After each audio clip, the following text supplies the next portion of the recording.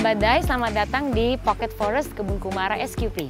Wah, Pocket Forest, kantong hutan. Kantong hutan, betul. Jadi hutan skala kecil atau hutan mini.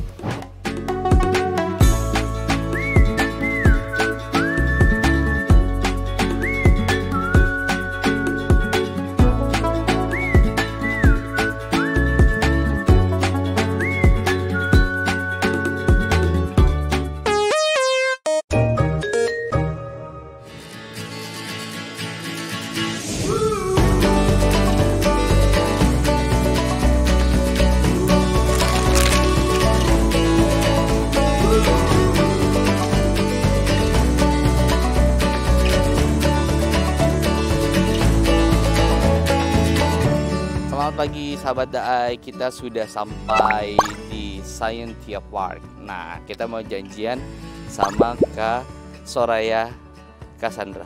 Kayaknya di sana tuh sahabat Daai. Dan kita mau main-main ke Kebun Kumara. Nah, ini dia nih Kebun Kumara sahabat Daai. Di sini kita pengen belajar gimana cara bikin hutan sama Kak Sandra.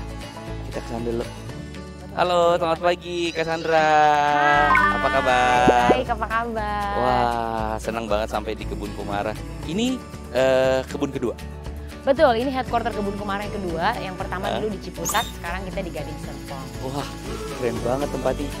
Ini Scientia Park ya berarti ya? Benar, jadi Kebun Kumara itu ada di dalam Scientia Square Park. Scientia Square Park sendiri adalah taman rekreasi untuk warga ya. Nah, kita ini menggarap sekitar 1.200 meter persegi di area di dalam SQP ini. Jadi dari depan sampai belakang bentuknya persegi panjang di sekitar 1.200 meter persegi. Aku penasaran pengen bikin hutan sama Cassandra. Dan juga katanya di sini bisa bikin kompos. Yes, di sini kita punya berbagai zona, ada hutan pangan, kayak ini sekarang namanya hutan pangan, ada kantong hutan di belakang, dan ada kandang ayam kompos juga, ada kebun sayur juga di belakang.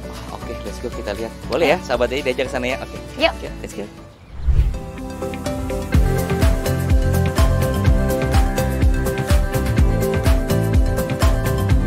Sahabat Dai, selamat datang di Pocket Forest Kebun Kumara SQP.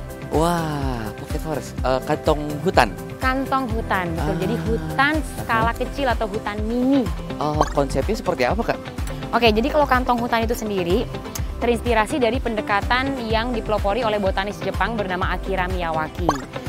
Nah, pendekatan ini sebenarnya digunakan untuk reforestasi di perkotaan, di mana lahan-lahan kan sempit ya, nggak mungkin kita menghadirkan hutan yang berhektar-hektar. Jadi bagaimana kita bisa mentransformasi lahan-lahan kecil menjadi hutan untuk menopang keanekaragaman hayati atau biodiversity yang ada di kota, dan juga memberikan jasa-jasa ekosistem yang dibutuhkan di kota untuk membuat kota itu lebih resilient. Contohnya, dengan krisis iklim kan kota semakin panas dan kering, jadi kita akan butuh naungan. Nah, Pocket Forest kan memberikan pohon-pohon yang besar yang akan menjadi naungan.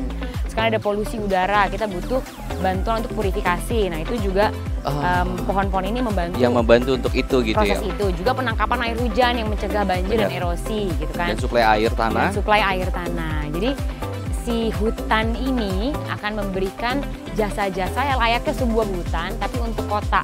Oke, jadi kalau ukuran terkecil tuh sebetulnya untuk Pocket Forest dia ada standarnya. Dia bisa di 6 meter persegi. 6 meter persegi itu kecil loh. 3 kali 2 itu sebesar parkiran satu mobil. Nah, parkiran satu mobil itu sudah bisa dijadikan kantong hutan. Oke. Karena ini kan movement ya. Jadi sebenarnya di luar negeri, di banyak banget deh di negara-negara lain itu sudah banyak banget menghadirkan Pocket Forest, dan Pocket Forest yang dihadirkan tuh bisa bener-bener cuma kota kecil di depan rumah sakit, parkiran di depan sekolah. Jadi lahan-lahan yang mungkin idle, tidak terpakai, tidak tergunakan, tidak termanfaatkan, yang itu yang ditransformasi menjadi ruang hijau yang hidup. Gitu. Nah, aku penasaran sama tanamannya. Kalau ini dia jenis tanamannya apa, Kak? Oke, kalau ini bisbul. Bisbul itu apel beludru. Ini tuh tanaman buah yang sebenarnya sudah cukup langka ya, tapi enak banget rasanya, agak kayak kesemek gitu. Cuma dia lebih benyek gitu ya. Oke, enak banget. Dan jarang banget sekarang. Ya ini kita tanam. Nah, tanaman di sini juga itu tuh ada layersnya. Jadi ada 5 layers total, ada emergent atau climax yang paling tinggi, bawahnya ada canopy yang ngasih naungan, bawahnya lagi ada understory, bawahnya ada shrubs, semak, terus terakhir ada herbaceous ya, lapisan herba. Oke. Nah semua lapisan itu harus terisi kalau di kantong hutan karena peran mereka tuh Masing-masing punya gitu ya? Masing-masing punya dan untuk biodiversity tadi juga butuh. Jadi misalnya climax emergent biasanya tuh paling tinggi, paling kuat dengan angin dan panas. Itu untuk polinator utama tuh kayak lebah, kupu-kupu, burung, semua di situ.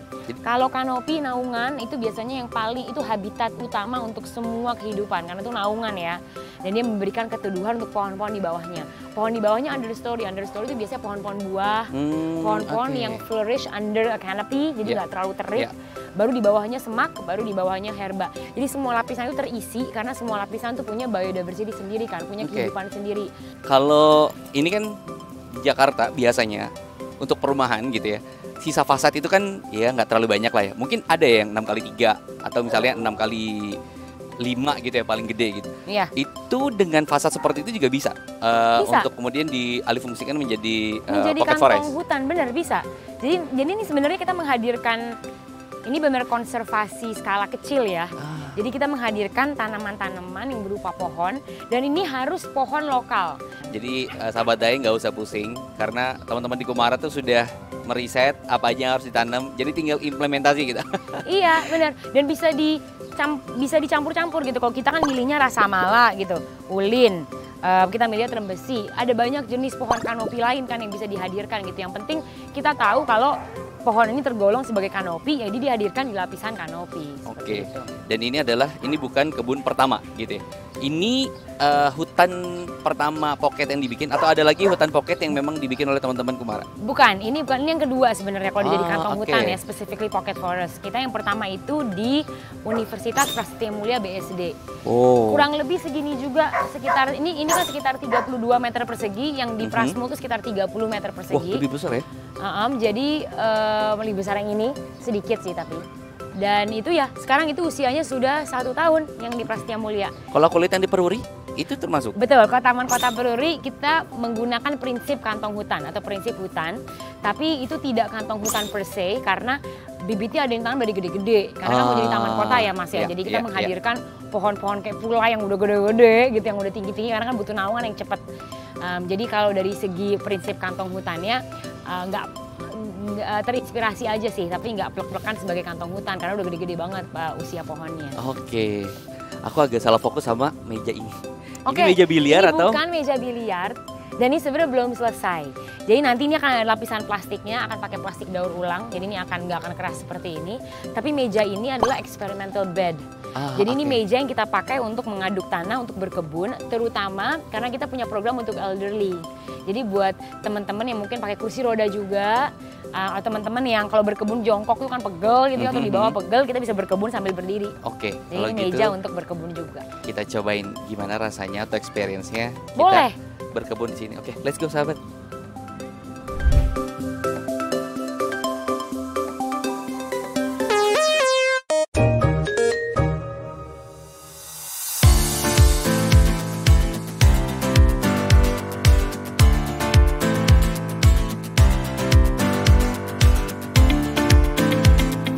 Sahabat Daeng, jadi sekarang kita akan panen bibit. Oke, panen. Iya. Tapi bibit. Betul, karena kita kan mau nanam, kita ingin transplant dia atau pindah tanam dia ke polybag. Oke. Karena kita butuh buat workshop dan kita butuh untuk pengunjung di sini kan. Nah ini adalah pohon induknya bisa dibilang ya, ini kembang turi. Jadi kembang yang warna putih itu, yang masih ketutup, yang belum kebuka. Itu tuh biasanya kita panen, lalu kita rebus, kita makan, biasa gado-gado sih atau pecel. Oke, iya, benar. Enak banget. Nah, ini itu kondimennya, salah satu kondimennya. Betul. Nah ini dia punya polong, isinya benih-benih dia nih di sini. Oke. Oh iya, nah itu sahabat biasanya nanti dia kering, kebuka, terus dia berterbangan lah biji-bijinya karena angin tuh, ya kan kecil-kecil gini. Sehingga dia tersebar. Iya. Tersebar dan dia menyemai dirinya sendiri. Jadi kita tinggal panen bibit untuk dipindah ke polybag. Jadi nggak ngambil bijinya untuk kita masukin ke polybag satu-satu, tapi perlu. Kita manen yang memang sudah menjadi bibit semayan alaminya dia. Nih. Bener sahabat Daeng, jadi nggak usah pusing-pusing nungguin bijinya Nggak usah pusing-pusing ngambilin sampai benih, karena iya, dia terus bisa nungguin. menyemai. Sebenarnya yang bete nungguinnya itu kan lama gitu ya. Betul. Dia bisa menyemai dirinya sendiri, makanya paling penting adalah tanah di bawahnya atau tanah sekitarnya itu subur. Makanya tanah ini kan banyak, ini bukan sampah ya, ini semua, ini ada daun-daun, ini bukan sampah, ini memang sengaja kita taruh di atas permukaan tanah sebagai mulsa. Dia yang menjaga agar tanah tetap lembab, kehidupan dalam tanahnya sehat, dan dia bernutrisi secara berkepanjangan. Jadi kalau ada benih jatuh karena dia lembab, benihnya bisa tumbuh menjadi bibit ini yang tinggal kita panen. Jadi penyamaian alami yang sudah dilakukan sama alam, kita tinggal mengambil hasilnya untuk nanti kita pindahkan dan dipindahkan sesuai dengan landscape masing-masing gitu. Betul. Dan ini contoh aku boleh kasih lihat nggak? Ini contoh dari bibit yang sehat. Wah. Di akarnya terdapat modul-modul kayak bulat-bulat ini tuh jamur nih sebenarnya. Oh, itu jamur. Oke. Iya, jamur ini nempel di akar. Oke. Dan dia nanti akan memberi banyak nutrisi kepada tanaman ini. Beda banget sama tadi bibit-bibit yang sama. Ini bibit yang sama tapi aku panennya di rumput. Lihat deh, nggak ada kan modulnya? Dikit banget. Oke, itu jadi bukan gulma yang harus kita hilangkan. Bukan penyakit, itu yang buat dia sehat ini. Itu justru yang salah satu indikator bahwa tanaman itu sehat. Salah satu indikator bahwa tanahnya bagus. Tanahnya bagus. Betul. Jadi mulsa ini dia berperan untuk memastikan bahwa mulsa itu lapisan daun kering ini ya. Lapisan daun kering ini memastikan bahwa kehidupan dalam tanah itu langgeng. Salah satu kehidupan yang paling penting adalah fungi atau jamur. Ya, itu penting sekali. Karena dia mengolah nutrisi dan dia yang mengantarkan nutrisi ke tanaman. Dia nempel di akarnya tanaman, dia ngambil nutrisi untuk tanaman itu. Nah, ini buktinya tanahnya sehat, bisa ada jamur-jamur ini. Wah, oke. Berarti setelah dipanen, saatnya kita pindahkan ke polybag Sahabat Dai. Iyo. Let's go. Meja bedahnya udah ready. Kita ikutan bedah Sahabat Dai. Let's go.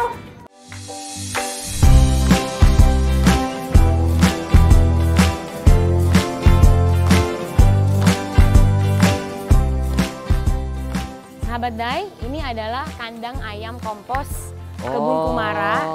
On the way, masih calon. Sudah kami desain, tinggal dibangun saja. Sebentar lagi harusnya selesai lah, sekitar 2 minggu ya. Ini aku sering lihat di Instagramnya Cassandra, kandang ayam seperti ini. Tapi lihat Sahabat Dai, kandang ayamnya. Ini memang kurang lebih ya mirip lah sama yang ada di kebun satu lagi di rumah gitu. Cuma atapnya, kalau di rumah kan dia atapnya ada tanaman gitu ya. Ya, atasnya ada tanaman naungan. Atasnya ada tanaman lagi naungan gitu. Ini sebenarnya 2 kali lipat lebih besar. Kalau di rumah itu 1 kali 7 meter, jadi panjangnya 7, lebarnya 1. Kalau ini lebarnya 2, panjangnya 8. Jadi ini lebih luas sebenarnya. Tapi namanya tuh unik Sahabat Dai. Kandang ayam kompos. Kenapa harus ada kompos ya di belakang? Kandang ayam kompos itu kita sebenarnya mengintegrasi 2 hal yang saling mendukung dan menguatkan. Pertama, kompos. Kita kan pasti, apalagi di sini kita ada dapur, yang kita kan kerja dari sini, kita pasti ada sampah, sisa makanan setiap hari. Nah, sampah itu kan bisa menjadi kompos sebenarnya, ya kan? Jadi kita pasti butuh tempat pengomposan. Lalu ayam itu omnivore, dia itu makan segala sesuatu, apalagi sisa makanan dapur yang adalah sisa protein, mungkin sisa nasi, sisa kulit buah, kulit sayur, herba, rempah-rempah dan lainnya. Dan keanekaragaman dari sisa dapur itu sebenarnya menyehatkan juga buat ayam. Jadi daripada si sampah itu dibuang aja, ini kan kita memperpanjang kebermanfaatannya dengan menjadikan itu pakan ayam. Jadi ayam makan dari situ, yang tidak dia makan ataupun sisanya akan berubah menjadi kompos, termasuk kotoran ayam itu sendiri. Jadi menyatukan kandang ayam dengan kompos itu kita memanfaatkan segala sesuatunya gitu. Jadi sampai kotorannya ayam aja itu nggak kita sapu, kita buang, tapi itu kita biarkan terproses, terfermentasi dalam tumpukan kompos agar dia menjadi pupuk yang subur.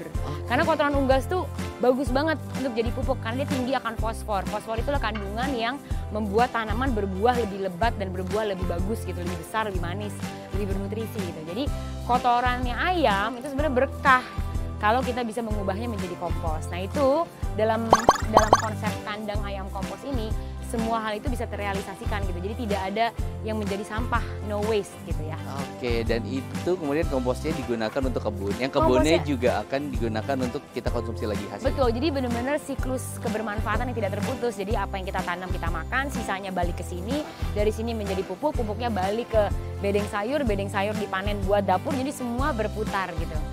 Meniru cara kerja alam yang tidak menghasilkan sampah. Dan secara ekonomis nggak usah beli telur lagi ya? Iya, karena kan kalau di Kebun Kumara kan kita sebenarnya mengajak orang untuk mengeksplor kembali konsep ketahanan pangan di skala terdekat, yaitu di skala rumah. Dan buat teman-teman yang masih memakan telur gitu kan, kalau kita bisa memelihara ayam dengan baik, jadi kita adil juga sama ayam yang produksi telur kita berikan dia kandang yang layak di mana kebutuhan dia bisa terpenuhi. Jadi telurnya juga lebih sehat dan lebih segar dan lebih baik juga untuk badan kita. Karena kan di sini kandang ayam ini ketika kita buat, kita kan juga mempertimbangkan apa sih sebenarnya kebutuhan dasar ayam. Dan ayam itu kan butuh untuk bertengger, untuk tidur, untuk dapat asupan yang bernutrisi, untuk kawin, untuk bercakar-cakar, ya kan, untuk mandi pasir. Sedangkan ayam-ayam yang sekarang itu dia hanya ada di dalam sebuah kandang yang besarnya sebesar kertas A4 dan dia tidak bisa bergerak, tidak bisa ngapa-ngapain lagi. Jadi dengan konsep ini sebenarnya kita juga lebih adil terhadap kepada makhluk Tuhan yang mana hasilnya kita makan gitu kan. Jadi ini berikan kesempatan kita untuk tidak hanya merealisasikan ketahanan pangan tadi, tapi juga kita lebih dekat dan lebih paham dan lebih berkesadaran gitu ya, untuk kita merawat alam beserta binatang untuk mendapat asupan yang kita butuhkan. Jadi point of view keadilan sosial kita terhadap unggasnya sendiri ada Peri kebinatangan. Peri kebinatangan. Kalau gitu sahabat kita lihat gimana proses cara untuk memanage si kandang itu sendiri. Boleh kayak diajarin sahabat dayanya? Boleh dong.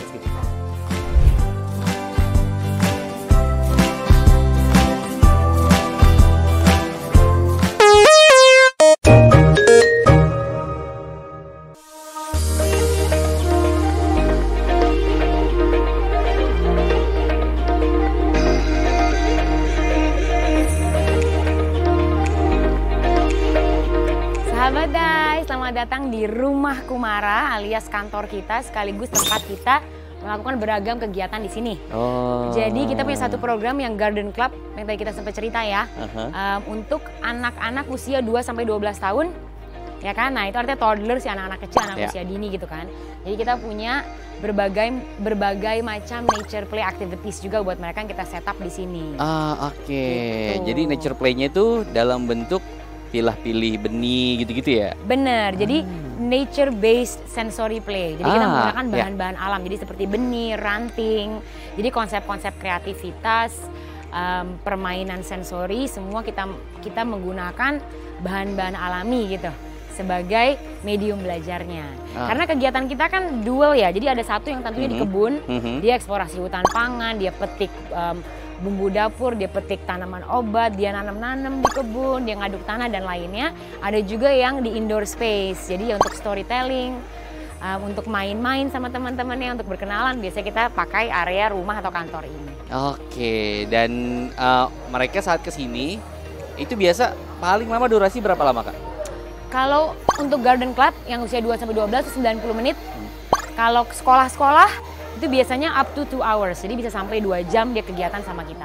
Oke, wah keren-keren. Dan mereka pulangnya juga sebetulnya bisa bawa bibit juga ya? Iya, mereka pulang bisa bawa bibit. Biasanya selalu ada souvenir tergantung silabus apa yang mereka ambil. Jadi kalau hari itu mereka belajarnya soal kompos, ya mereka bawa pulang kompos sama bibit. Kalau mereka hari itu ngambilnya yang farm to table, kayak bikin wedang jahe, bikin jamu, bikin kunyit, biasanya mereka bawa pulang bahan-bahan untuk bikin jamu sendiri di rumah. Jadi tergantung silabus hari itu. Dan sekarang sebetulnya pengenalan lingkungan sejak dini itu penting. Penting banget, iya, karena sebenarnya kan anak-anak itu suka ya bermain di alam. Jadi anak-anak yang tidak terbiasa pun kalau awalnya dia takut gitu, aduh nggak mau nyeker, nggak mau nginjek, pas dia ngeliat teman-teman yang ngelakuin, mereka akan ikutan juga, lupa juga sama rasa takutnya, dan mereka biasanya jadi nggak mau selesai, nggak mau berhenti main gitu. Nah, aku tuh penasaran sebetulnya. Jadi Kebun Kumara ini cerita berdiri itu gimana sih, Cassandra? Oke, long story short ya. Jadi waktu itu kita sempat ke Bumi Langit di Mogiri, Jogja. Di sana kita bertemu dengan Pak Iskandar Waworuntu, dan beliau ngasih kita tur lah dari tempatnya ini. Dia punya warung ya kan, kafe untuk orang makan, di bawahnya ada rumahnya. Dia menanam sendiri makanannya, dia mengolah sendiri makanannya, bahkan dia punya biogas yang mengolah kotoran sapi yang bisa jadi sumber untuk dapurnya dan lainnya. Dan waktu itu aku sama suami ke sana di saat-saat kita lagi membentuk ya Kebun Kumara mau jadi bisnis seperti apa. Dan pulang dari sana kita merasa kenapa ya kehidupan seperti ini di mana rumah dan budaya sekitar rumah dan ruang sekitar rumah tersebut tuh begitu lestari gitu ya, begitu baik. Kok nggak diajarin gitu di kota? Maksudnya kita nggak diajarin cara pelestarian lingkungan yang begitu sederhana, begitu cerdas dan dalam ranah keseharian. Jadi aku akhirnya merasa sama suami kayaknya ini deh harus kita bawa di ruang perkotaan gitu. Jadi kita dapat contoh nyata bahwa di rumah kita sendiri aja tanpa kita harus cuap-cuap ngomongin apa reforestasi atau apa, di rumah kita deh coba kita mulai bisa dari zona contribute kita gitu. bisa kontribut dari pangan yang kita tumbuhkan, dari cara kita mengolah sampah kita, dari kebaikan di zona terkecil, baru itu yang kita ajak orang untuk lakukan juga di tempat-tempat hidup mereka gitu. Dan itu yang menjadi visinya Kebun Kumara kan, kita sebenarnya pengen untuk gimana cara di kota budaya dan ruang-ruang lestari itu bisa menjadi sesuatu yang memang ditanamkan dari kecil dan dibiasakan gitu. Untuk sebagai bagian dari kehidupan kita. Jadi kita bernafaskan kehidupan yang sehat dan kehidupan yang lestari. Nah itu titik mulai sebenarnya karena aku terengah aja sih pas ngelihat rumahnya Pak Iskandar dan keluarganya. Gitu ya? Kok bisa dan kok kita bisa gak tahu ya nggak sih? Maksudnya kita hidup di kota, kita educated, maksudnya kita juga berpendidikan, tapi kok ilmu sedasar ini kita nggak tahu gitu dan tidak tersadarkan. Itu sih sebenarnya yang buat aku tertampar bolak-balik, kita ngerasa kayak inilah ya yang harusnya kita dapat gitu di kota. Jadi ya kita pengen mengambil peran sedikit membawa kesadaran itu di kota dengan adanya Kebun Kumara. Dan akhirnya lahirlah semua ini yang ada di sini. Wah nggak berasa nih setengah jam sahabatnya udah diajak keliling, keren banget sih Kebun Kumaranya, inspirasinya juga keren banget. Tapi aku pengen tahu deh, Kak Sandra sendiri sebenarnya masih punya hope apa lagi sih untuk Kumara? Oke, jadi kita kan sebenarnya mengajak orang untuk memahami kembali pangannya. Jadi untuk berkebun sebagai pintu masuk untuk mengenal alam. Tapi Kebun Kumara tuh tidak punya tekad untuk menjadikan semua orang petani ya. Jadi kita bukan tekadnya adalah semua orang jadi petani. Tanamlah semua kebutuhanmu sendiri, enggak. Karena itu buat kami juga bunuh diri. Kita kan butuh berjejaring, bersosialisasi gitu ya, mengenal petani dan lainnya. Harapan kita sebenarnya dengan orang berkebun itu adalah interaksi dengan alamnya itu tidak terputus. Karena interaksi langsung bersama alam, kita mengenal tanah, bisa membedakan tanah yang subur dengan yang tidak, menanam sendiri tanamannya, merawat sendiri tanaman itu, mengenal kalau ternyata tanaman ini berbuah setelah 8 bulan. Itu kan ada kesadaran-kesadaran yang terpupuk lewat proses itu, dan dari situ kita bisa menjadi orang dan konsumen yang lebih berkesadaran. Jadi ketika kita belanja misalnya, kita bisa lebih berpihak pada produksi lokal, produsen lokal. Kita berpihak pada bisnis-bisnis yang merawat alam, yang melestarikan alam juga. Mungkin kita jadi lebih peka, kita maunya beli beras yang kita kenal langsung siapa petani yang menumbuhkan. Kan sebenarnya itu ya, menyambungkan tali silaturahmi yang terputus via pangan. Gitu. Jadi harapan kita sebenarnya kita menanam, kita berinteraksi dengan alam, kita justru memupuk kesadaran kita, dan dari situ kita bisa mengambil keputusan-keputusan yang lebih bijak, yang lebih berpihak pada petani kita dan pada alam-alam kita juga. Dan sebagai konsumen kita lebih sadar bahwa sesusah itu nanamnya. Betul. Jadi jangan dibuang dan jangan mubazir, dan lebih berkesadaran dalam kita berkonsumsi dan lebih mengapresiasi alam dan apa yang telah dia berikan kepada kita. Makasih Kak Sandra pengalamannya. Terima Sehat selalu. Banyak. Ditunggu nanti kalau kandang ayamnya udah jadi. Iya. Sampai jumpa. Bye-bye.